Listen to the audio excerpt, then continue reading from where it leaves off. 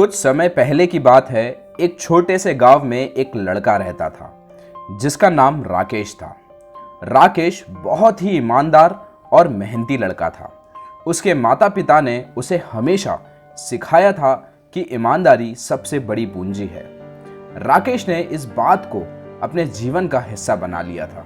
गांव में एक बड़ा व्यापारी था जिसका नाम सेठ धर्मपाल था। सेठ जी बहुत अमीर थे, लेकिन उन्हें अपने व्यापार के लिए एक भरोसेमंद सहायक की जरूरत थी।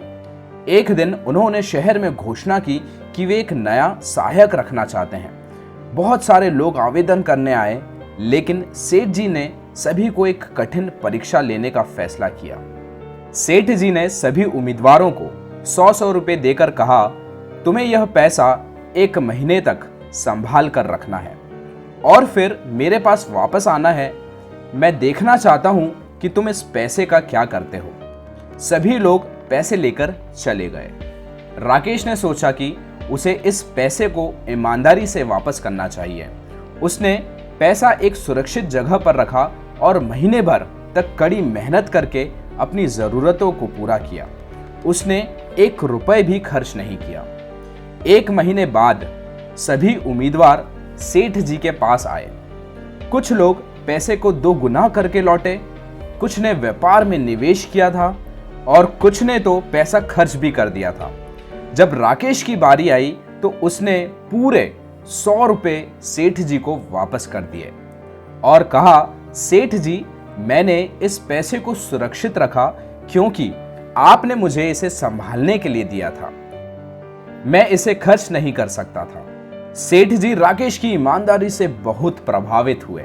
उन्होंने कहा, राकेश, तुम्हारी ईमानदारी और निष्ठा ने मुझे बहुत प्रभावित किया है और मैं तुम्हें अपने सहायक के रूप में चुनता हूं। राकेश ने सेठ जी के साथ काम करना शुरू किया और अपनी ईमानदारी और मेहनत से व्यापार को बहुत आगे बढ़ाया।